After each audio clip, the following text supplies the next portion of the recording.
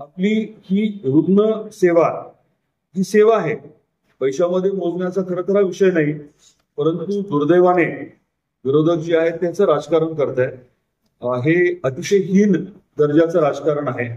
खोटी माहिती, अर्धवट माहिती द्यायची, दिशाभूल करायची आणि या बाबतीमध्ये जी काही कायदेशीर कारवाई करणं गरजेचं आहे, फौजदारी कारवाई करणं गरजेचं आहे, ती कारवाई जी आहे ती इंडिपेंडेंटली स्वतंत्ररित्या केली जाईल.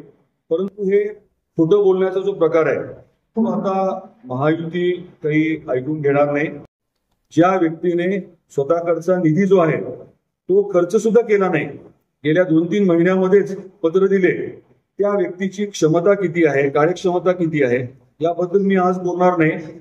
परंतु जास्त जर बोलण्याचा प्रयत्न केला, खोट्या नाट्या गोष्टी जर केल्या, तर मग काय आम्ही देखील गप्प बसणार नाही.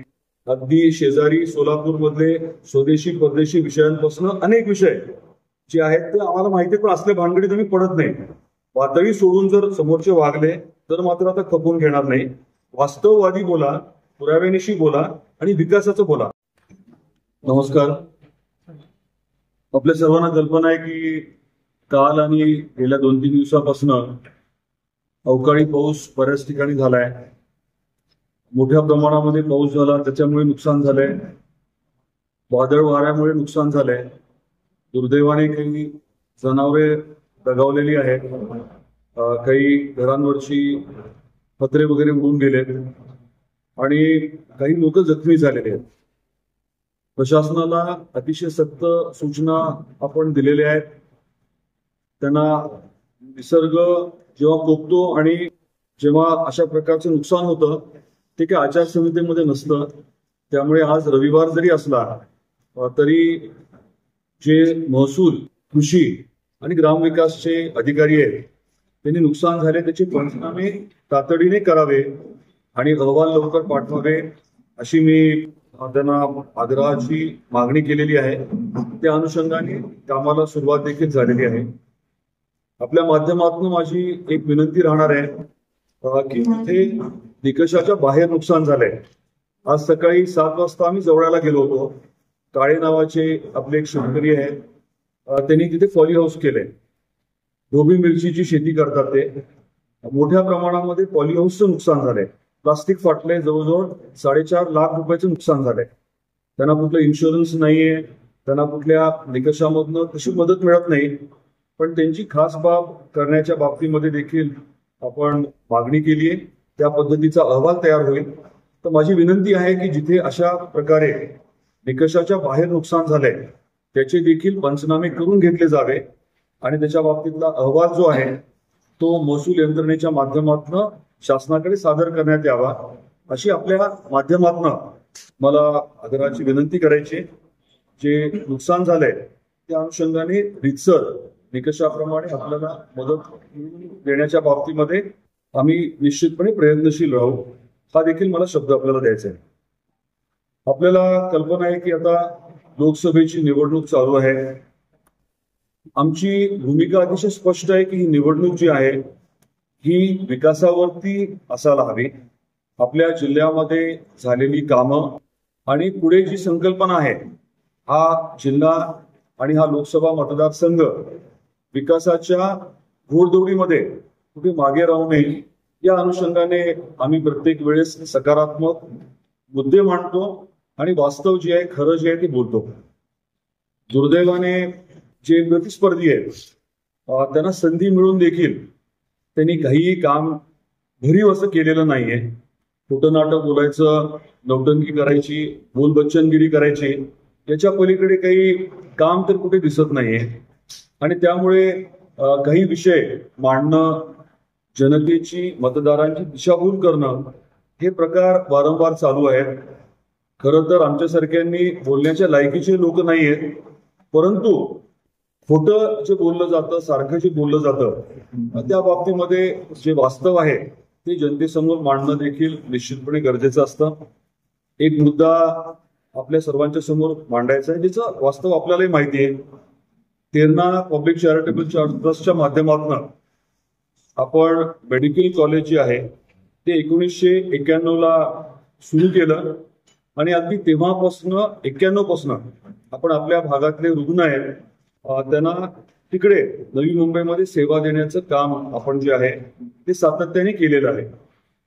आपण जर गेल्या 10-12 वर्षाचा विचार केला तर रुग्णांवरती साधारण 1,00,000 उपचार आपण केले आणि 1,00,000 उपचारापैकी 2012 मध्ये शासकीय योजना एक सुरू झाली. त्या निकषामध्ये काही उपचार बसले, परंतु जवळजवळ 73,000 उपचार जे आहेत ते काही कुठल्या शासकीय योजनेमध्ये बसले नाही.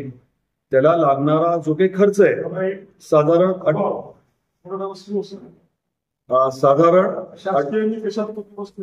ठीक आहे परत सांगतो. गेल्या काही वर्षांमध्ये साधारण रुग्णांवरती आपण जे उपचार केले 1,00,000च्या आसपासची संख्या होती. त्याच्यातले अंदाजे 27,000 उपचार जे आहेत ते योजनेमध्ये त्याच्या निकषात बसले, परंतु उरलेले 73,000 उपचार जे आहेत ते 73,000 उपचार निकषात बसले नाही. त्याच्यासाठी जो काही खर्च लागतो साधारण 48 कोटी रुपये हे ट्रस्टने स्वतःच्या निधीमधनं खर्च केले. याच्या व्यतिरिक्त आपल्याला सांगण्यासारखं हे आहे की आपली ही रुग्ण सेवा ही सेवा आहे. पैशामध्ये मोजण्याचा खरं तर हा विषय नाही, परंतु दुर्दैवाने विरोधक जे आहेत त्याचं राजकारण करत आहे. हे अतिशय हीन दर्जाचं राजकारण आहे. खोटी माहिती, अर्धवट माहिती द्यायची, दिशाभूल करायची आणि या बाबतीमध्ये जी काही कायदेशीर कारवाई करणं गरजेचं आहे, फौजदारी कारवाई करणं गरजेचं आहे. ती कारवाई जी आहे ती इंडिपेंडेंटली स्वतंत्ररित्या केली जाईल. परंतु हे खोटं बोलण्याचा जो प्रकार आहे तो आता महायुती काही ऐकून घेणार नाही. प्रत्येक विषय जो आहे त्याच्या बाबतीतलं वास्तव जनतेसमोर मांडलं जाईल. पण मला परत एकदा सांगायचं आहे की ही निवडणूक जी आहे ही केलेल्या कामाची, विकासाची पाहिजे. खासदार म्हणून जे काम करणं अपेक्षित आहे, केंद्र सरकारचा मोठा निधी आणणं, केंद्र सरकारच्या मोठ्या योजना आणणं, आपल्या भागातले केंद्र सरकारशी संबंधित विषय मार्गी लावणं, या बाबतीमध्ये शून्य काम, ऍब्सोल्यूट फेल्युअर झालेली व्यक्ती जेव्हा जास्त बोलायचा प्रयत्न करते तेव्हा स्वाभाविकच आहे की वास्तव मांडणं गरजेचं आहे. खोटं बोलणं, नाटकी बोलणं, बोलबच्चनगिरी ही जी आहे ती आता चालून घेतली जाणार नाही. हे आपल्या समोर मला मांडायचंय आणि जनतेला मला आवाहन करायचंय की सत्य कोण बोलतं, खरोखर काम कोण करतं, अडचणीच्या काळामध्ये खरोखर कोण आपल्या पाठीशी खंबीरपणे उभं असतं आणि पुढच्या काळामध्ये मोठ्या प्रमाणामध्ये योजना केंद्राच्या कोण आणू शकणार आहे, मोठ्या प्रमाणात निधी कोण आणू शकणार आहे. आणि मोदी साहेबांचं सरकार तिसऱ्यांदा आल्यानंतर आपल्या धाराशिव लोकसभा मतदारसंघामध्ये प्रचंड प्रमाणामध्ये विकास घडवण्याची क्षमता कोणामध्ये आहे याचा निश्चितपणे विचार मायबाप जनतेने करायला हवा. ही आग्रहाची विनंती, हे आवाहन आपल्या माध्यमातून मी करतो. आपले काही प्रश्न असतील तर जरूर आपण विचारावे.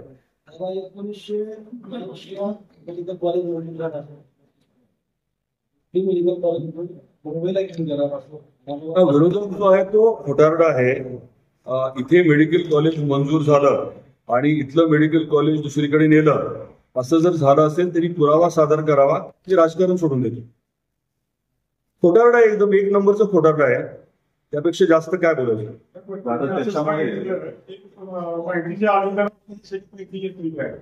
प्रश्न विचारा तुम्ही, त्याचं उत्तर देऊ ना.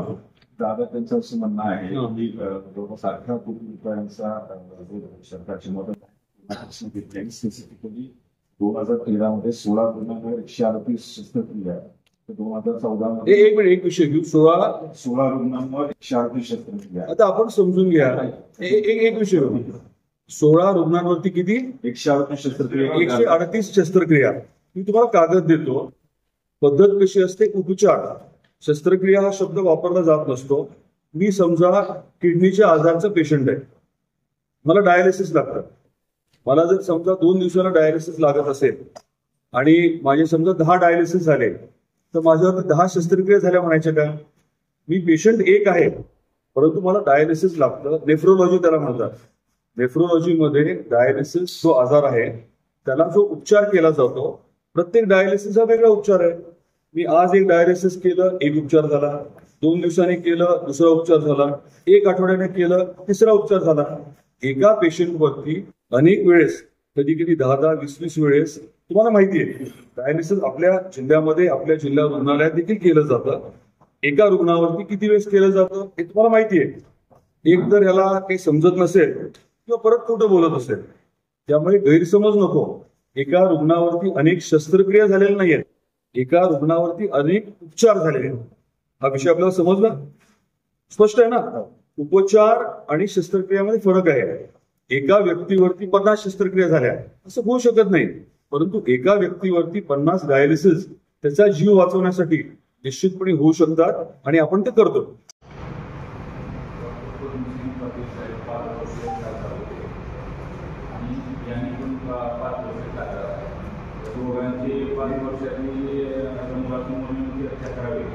त्यांनी काय काम केलं आणि मी काय काम केलं, माझं येऊन चर्चा करावी असं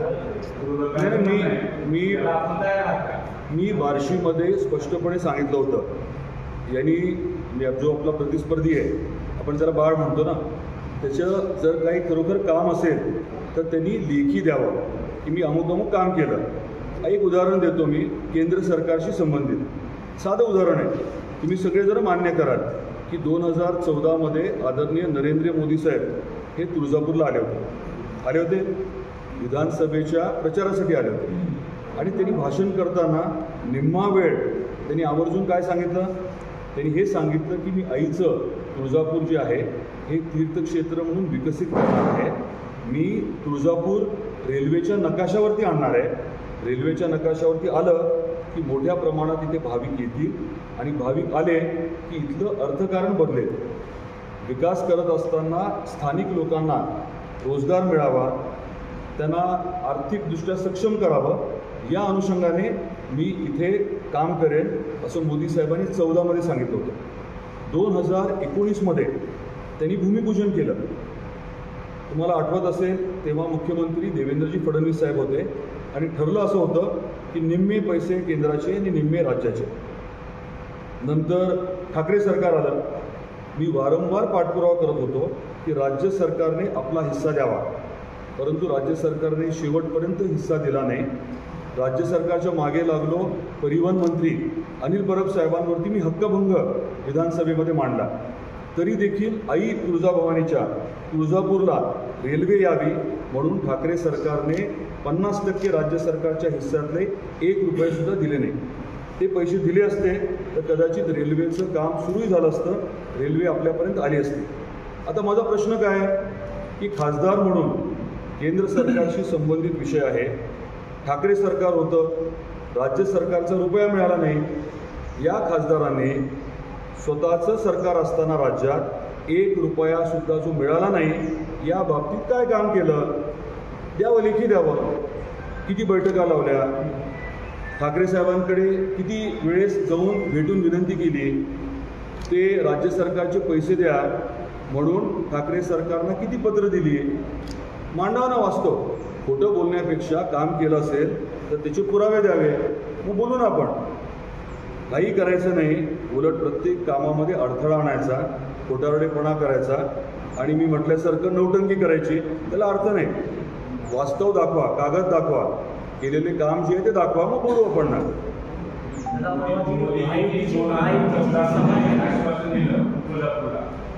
2014 ते 2019 मोदीच पंतप्रधान होते आणि राज्यामध्ये देवेंद्र फडणवीस मुख्यमंत्री होते.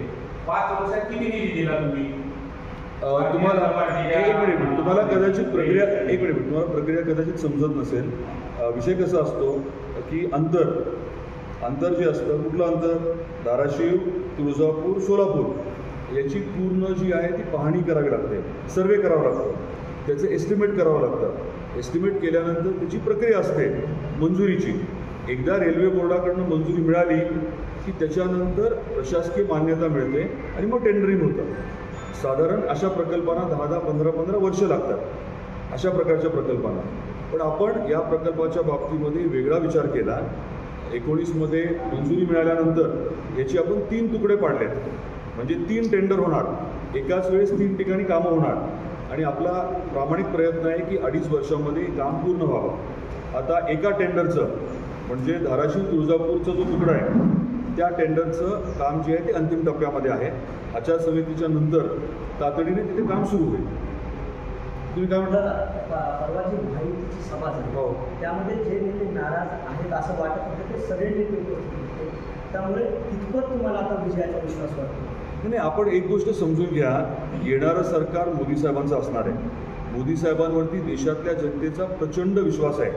हे काही घरगुती निवडणूक नाही आहे गल्लीबोळातली, ही देशाची निवडणूक आहे. देशाचं जे सामर्थ्य आहे ते आपल्याला वाढवायचं आहे. विकसित भारत, आत्मनिर्भर भारत कोण करू शकतं? मोदी साहेब करू शकतात का राहुल गांधी करू शकतात? या बाबतीत जनतेमध्ये स्पष्टपणा आहे. आपल्या लोकसभा मतदारसंघामध्ये, उस्मानाबाद धाराशिव लोकसभा मतदारसंघामध्ये क्षमता कोणामध्ये आहे लोकांना न्याय देण्याची हे जनतेला माहिती आहे. खोटं नाटक बोलणं, हे नाटक करणं, नौटंकी हे तेवढ्यापुरते असते. परंतु प्रत्येकाने जर स्वतःचा विचार केला, स्वतःच्या गावाचा विचार केला तर खऱ्या अर्थाने निधी कोणी मिळवून दिला? महायुतीचे जे वेगवेगळे घटक आहेत, जे आमदार महोदय आहेत, नेते आहेत, त्यांनी प्रामाणिकपणे गेल्या 2-2.5 वर्षामध्ये न्याय देण्याचा प्रयत्न केलेला आहे. ज्या व्यक्तीने स्वतःकडचा निधी जो आहे तो खर्चसुद्धा केला नाही, गेल्या 2-3 महिन्यामध्येच पत्र दिले, त्या व्यक्तीची क्षमता किती आहे, कार्यक्षमता किती आहे याबद्दल मी आज बोलणार नाही. परंतु जास्त जर बोलण्याचा प्रयत्न केला, खोट्या नाट्या गोष्टी जर केल्या तर मग काय आम्ही देखील गप्प बसणार नाही. अगदी शेजारी सोलापूरमधले स्वदेशी परदेशी विषयांपासून अनेक विषय जे आहेत ते आम्हाला माहिती आहे, पण असल्या भानगडीत आम्ही पडत नाही. पातळी सोडून जर समोरचे वागले तर मात्र आता खपून घेणार नाही. वास्तववादी बोला, पुराव्यानिशी बोला आणि विकासाचं बोला. काय काम करणार आहात बोला, काय काम केलं ते सांगा आणि पुरावे द्या. पुरावे दिले ना मग मी समोरासमोर बोलायला तयार आहे. नाटकी खोटारडेपणा केला तर मग त्याला तसं उत्तर मिळेल. दादा, विद्यमान खासदार दादा काय म्हटलं? आगामी काळामध्ये काही ते निश्चितपणे केंद्रातले नेतेगण येणार आहेत, राज्यातले नेतेगण येणार आहेत. थोडा शेड्यूल ठरला की आपल्याला कळवतो.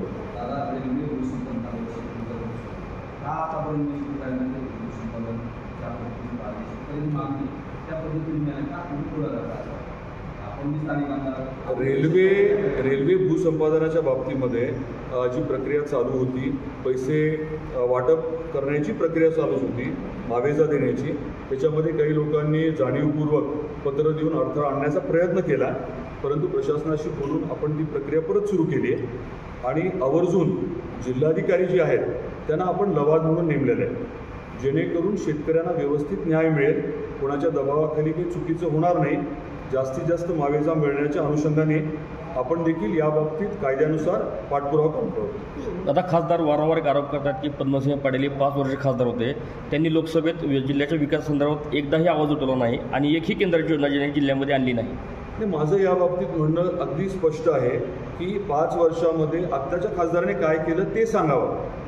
मी हे बोललो ते बोललो, ठीक आहे, खूप बोलला, काय केलं ते सांगा, हे माझं पहिलं म्हणणं आहे. आणि बाकीच्या गोष्टींवरती तर जाऊन आपण पुढे. आता तर कुठे निवडणूक, आता उद्या विड्रॉल आहे. पण माझं म्हणणं हे आहे, खोटं नाटकं आता चालणार नाही. जे बोलायचं वास्तववादी बोलायचं, नखरे केले तर आता सहन होणार नाही. म्हणजे विकासासाठी तुम्ही समोर यायला तयार आहे एकमेकाच्या विकासासाठी? जर वास्तववादी पुराव्यानिशी खरं बोललं तर हरकत नाही माझी, त्या लायकीचा माणूस नाही आहे. परंतु जर वास्तववादी चर्चा होत असेल तर नक्की. म्हणजे तर मला जास्त आज बोलायचं नाही आहे, गरज पड. मी कसं आहे, माझे संस्कार वेगळे आहेत. मी संयमाने वागतो, बोलतो, म्हणजे मला बाकीचं बोलता येत नाही, करता येत नाही असं नाही आहे. समोर आता महिला उभी आहे, महिला उमेदवार उभी आहे, म्हणजे महायुतीने महिलांच्या बाबतीमध्ये एक वेगळी भूमिका घेतली आहे, त्यांना एक मान सन्मान दिलेला आहे. जर समोरच्याला ते समजत नसेल आणि त्याचे संस्कार जर चुकीचे असतील तर मग कोण खपून घेणार आहे? कालच परवा दिवशी सावंतसाहेब बोलले, परवा दिवशी ज्ञानराज चौगुले साहेब बोलले, त्याच्या आधी बार्शीमध्ये राजेंद्र राऊत साहेब बोलले, अभिमन्यू पवार साहेब बोलले. खोटं बोलून आता चालणार नाही. मी हे काम केलं, मी ते काम केलं. जे काम आमदार महोदयांनी पाठपुरावा करून केलं, निधी आणला, त्यांनी स्वतः नंतर प्रेस घेऊन ज्या कामाच्या बाबतीमध्ये लोकांना कळवलं, ते काम मी केलं जर म्हणणार असेल कोणी तर ते कोण खपून घेणार आहे? तुम्हाला इथे कदाचित माहीत नसेल, परंतु बार्शीमध्ये औषधामध्ये या बाबतीमध्ये स्पष्ट चर्चा झाली. लेखी द्यावं काय काम केलं, पण त्याच्यावरती पुढे चिरफाड पोस्टमॉर्टम जे करायचं ते करू आपण. नेहमी माध्यमाच्या माध्यमातून मुली 5 वर्ष काही केलेल्या काम पण माध्यमातून आवड त्यांनी केलेल्या 5 वर्षाच्या कामाचा लेखक होता आणि पाटील कुठल्याही सदस्य एका व्यासपीठावर त्यांच्याशी चर्चा करण्यासाठी तयार. आणि मी परत एकदा सांगतो, मी चर्चा करण्याच्या लायकीचा माणूस नाही आहे, परंतु जर रीतसर चर्चा होणार असेल, पॉईंट वाईज चर्चा होणार असेल, आधी पुरावे देऊन, तर बिलकुल हरकत नाही. कारण तिथेच रडायला जरी सुरू केलं तर काय करायचं? होऊ शकतं ना तसं. भावनिक वगैरे काही आता ज्याने काम केलेलं नसतं त्याला मग अशा गोष्टींचा अवलंब करावा लागतो. आता 1 लाख उपचार झाले, आम्ही कुठे सांगत फिरलो का? मी कोणाचे फोन रेकॉर्ड करत बसतो का?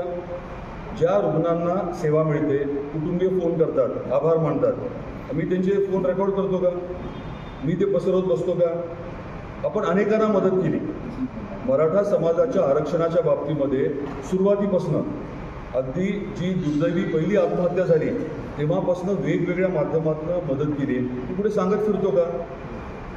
परवा जो वाशीला प्रचंड मोठा मोर्चा झाला त्या कालावधीमध्ये जी मदत केली मी कुठे कोणाला सांगितलं का? मनोज जरांगे पाटलांनी स्वतः आपल्या ट्रस्टच्या सीईओचा सत्कार केला आणि पत्र दिलं, मी कुठं कोणाला सांगितलं का? माझी तशी पद्धत नाही आहे. परंतु जिथे गरज पडेल, समोरचा जर खोटं बोलत राहिला सारखा आणि जनतेला खोटं बोलल्यामुळे जर वाटायला लागलं की त्याच्या बोलण्यात तथ्य आहे, तर मात्र वास्तव मांडावं लागणार. आणि त्यामुळे आता तुम्ही प्रश्न विचारता त्याची मी उत्तरं देतोय. एरवी मी काय बोललो असतो की याबद्दल मला बोलायचं नाही, परंतु खोटं जर बोललं गेलं आणि वारंवार खोटं बोललं गेलं आणि आपण गप्प बसलो तर ते देखील चुकीचं नाही आहे. त्यामुळे माझे संस्कार जे आहेत त्याच्यामध्ये राहायचा प्रयत्न करत मी जे वास्तव आहे ते आपल्यासमोर मांडतो. आरक्षणाचा मुद्दा आला होता, आपण सोशल मीडियावरती भावना व्यक्त केल्या होत्या. देवेंद्र फडणवीस काळा दिवस असतो त्यानिमित्तानं आता हा राजकीय मुद्दा लोकसभेच्या नाही, मला आपल्याला आवर्जून सांगायचं आहे, मनोज जरांगे पाटलांनी जे काम केलं ते अद्वितीय आहे. प्रचंड काम केले, त्याबद्दल अभिमान आहे, त्यांच्या मनापासून आभार आहे. जो काही त्या दिवशी घडलेला विषय होता तो जे शब्द वापरले गेले होते तेवढ्यापुरता मर्यादित होता. आरक्षणाच्या बाबतीत, मराठा आरक्षणाच्या बाबतीत अगदी सुरुवातीपासून प्रामाणिकपणे सातत्याने जे लागेल ते करण्याचा माझ्याकडनं प्रयत्नच नाही, मी केलेला आहे. आणि त्या बाबतीमध्ये कुठेही मी थोडंही मागे हटलेलो नाही आहे. मी तर म्हणेन की प्रामाणिकपणे मी जे काम केलेलं आहे सांगण्याची मला म्हणजे पद्धत नाही आहे. मी तशी सांगायची माझी नेहमीची भावना नसते, परंतु एखाद्याला माहिती घ्यायची असेल, काही लोक मुद्दाम भडकवण्याचं काम करत आहेत. एखाद्या युवकाला वाटत असेल की माझ्याकडनं जर काही काम कमी झालं किंवा मराठा आरक्षणाच्या बाबतीत मी कुठे मागे राहिलो तर माझं आव्हान आहे, तुम्ही समक्ष येऊन मला भेटा. मला जाहीर मी केलेलं काम सांगायला आवडत नाही, परंतु तुम्ही जर मला जरा तुम्ही खाजगीत मला भेटला तर तुमच्या प्रत्येक प्रश्नाचं मी उत्तर देईन. जरांगे पाटलांच्या कामाच्या बाबतीमध्ये कौतुकच आहे, अभिमानच आहे, त्या बाबतीत काही दुमत नाही आहे. शब्दप्रयोग त्या दिवशी जो झाला होता त्या बाबतीमध्ये मात्र मी व्यथित झालो. तुम्ही जर माझा व्हिडिओ बघितला असेल तर माझी भावना जी आहे ती माझ्या चेहऱ्यावरनं आणि शब्दांवरनं स्पष्ट दिसते. त्यामध्ये कोणाचा अनादर बिलकुल नव्हता, हे मला आवर्जून सांगायचं आपल्याला.